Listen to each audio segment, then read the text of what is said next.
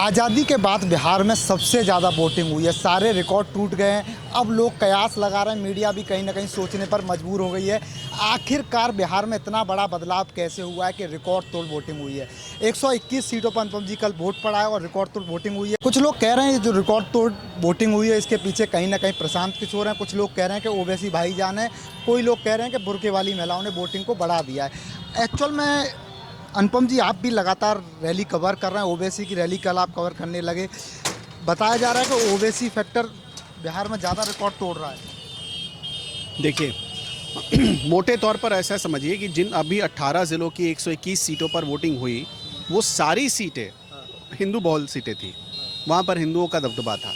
और अब जो सीटें रह गई हैं, जो 122 सीटें रह गई हैं जहाँ पर वोटिंग होनी है, उन सीटों में से करीब ये मान कर चलिए कि 39 से 40 सीटें ऐसी हैं जहाँ मुसलमान पॉपुलेशन डोमिनेट करता है। डोमिनेट इस मामले में कि वो जीत और हार तय कर सकता है, वो अगर चाहे तो मतलब सारे समीकरण बदल सकता है।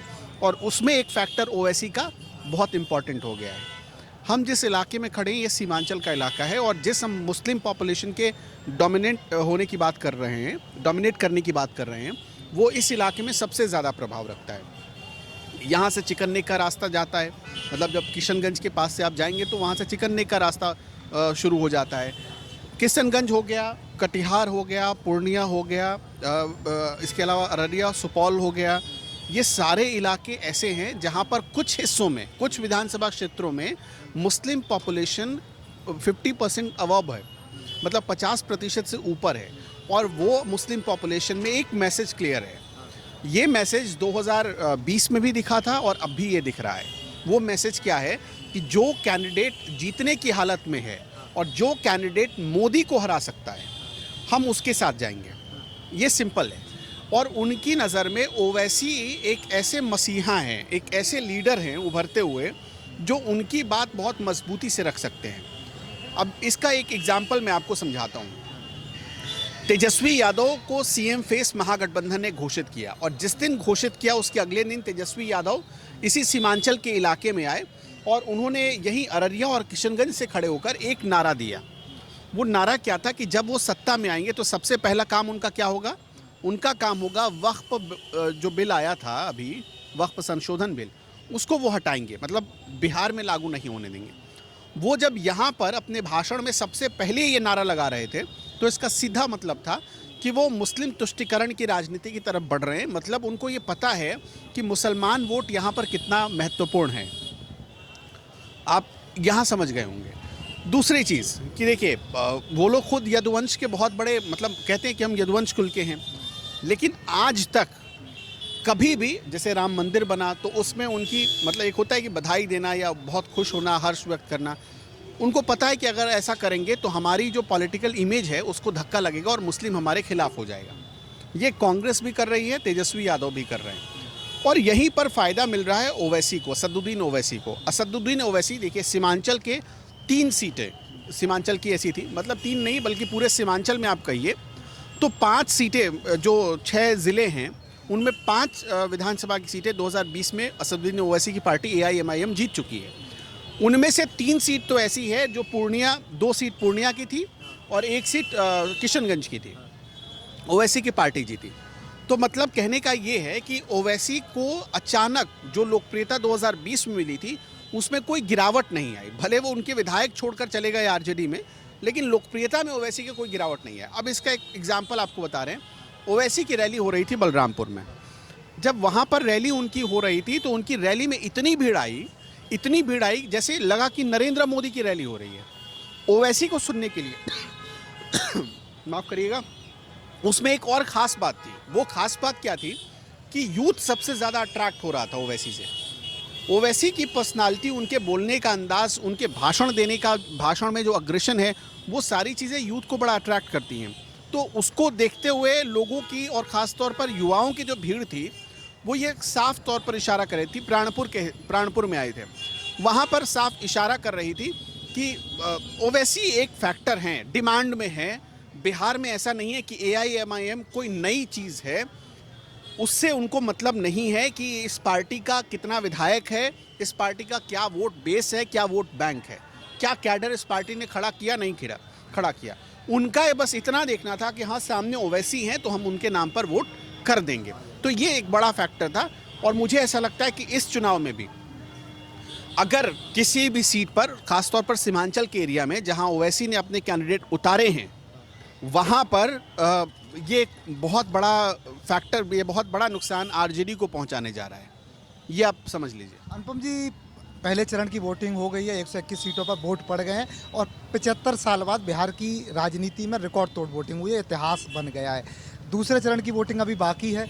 मुस्लिम आबादी अब क्या उस रिकॉर्ड को भी तोड़ देगी जो टूट चुका है? देखिए, मैं आपको एक एग्जांपल बताता हूँ। मैंने साल 2015 का इस एरिया का चुनाव देखा हुआ है। आप जानकर बड़ी हैरान होंगे कि उस समय जब 2015 में लालू प्रसाद यादव और नीतीश कुमार की जोड़ी मिलकर चुनाव लड़ रही थी, मतलब गठबंधन में चुनाव लड़ रही थी, तब पता है आपको इस पूरे एरिया में क्या सीन था?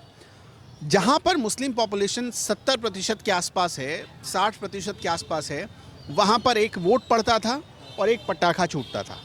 एक वोट पड़ता था, एक पटाखा छूटता था। ये स्थिति थी। लोगों ने 7-7 बजे शाम तक लाइन में खड़े होकर वोटिंग की। हम जहाँ पर खड़े हैं, देखिए आप समय इस वक्त देखिए, हम जब ये वीडियो रिकॉर्ड कर रहे हैं, शाम के सिर्फ 6 बज रहे हैं, लेकिन 6 बजे यहाँ सब कुछ अंधेरा हो जाता है। यहाँ पर सूर्योदय पहले होता है दिल्ली के मुकाबले और सूर्यास्त पहले हो जाता है। 5 बजे के बाद ठंड के मौसम में आपको लगेगा कि दिल्ली का ये 8-9 बज गया। ये स्थिति है।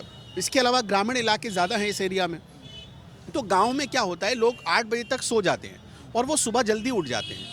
तो कहने का मतलब ये कि ये इलाका पिछड़ापन की भी मार झेल रहा है। सुबह उठने और जल्दी जगने से मैं पिछड़ापन नहीं बता रहा, मैं आपको ये मोटे तौर पर समझाने की कोशिश कर रहा हूँ कि इस इलाके के लोगों के पास जो उनको होना चाहिए कि हाँ हमारे पास कुछ एंटरटेनमेंट के बहुत अप्रत्याशित चीज़ें हमारे पास आ गई, वैसा नहीं है।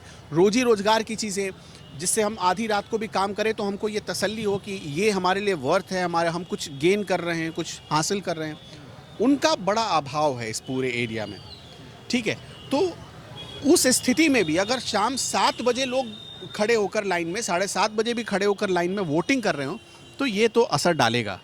और हुआ क्या था, 2014 में जो प्रचंड लहर थी मोदी की, लग रहा था 2015 में, आपको याद है मोदी का वो भाषण, जब मोदी आए थे हाजीपुर की रैली में, हाजीपुर या समस्तीपुर था अगर मैं गलत नहीं हूँ तो, वहाँ पर खड़े होकर प्रधानमंत्री नरेंद्र मोदी ने एक भाषण दिया था बिहार को स्पेशल पैकेज देने के लिए। उन्होंने कहा 40 करोड़ दूँ कि 50 करोड़ दूँ, 50 करोड़ दूँ कि 60 करोड़ दूँ, वो उस प्रधानमंत्री की वो रैली थी। और ठीक चुनाव से 1 साल 2 महीने पहले प्रचंड लहर के साथ नरेंद्र मोदी आए थे। वो 2015 में नरेंद्र मोदी की लहर बिहार में रुक गई। बहुत बुरी तरह एनडीए की हार हुई थी, बीजेपी की बहुत गंदी हार हुई थी।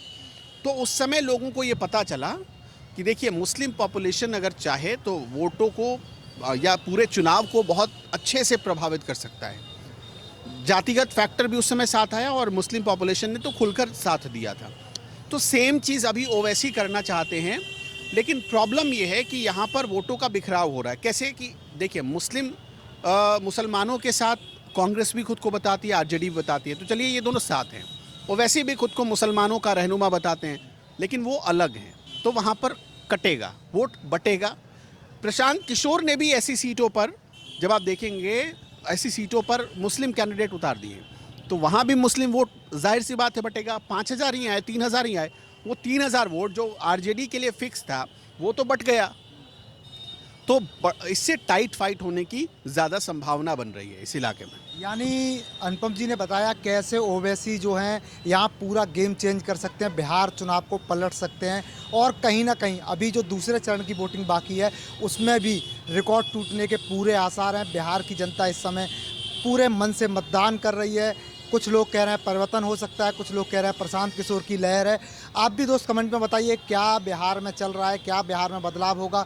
कमेंट बॉक्स आपका इंतजार कर रहा है। वीडियो हम लोगों की आपको पसंद आ रही है तो चैनल को भी सब्सक्राइब कर दीजिए। धन्यवाद।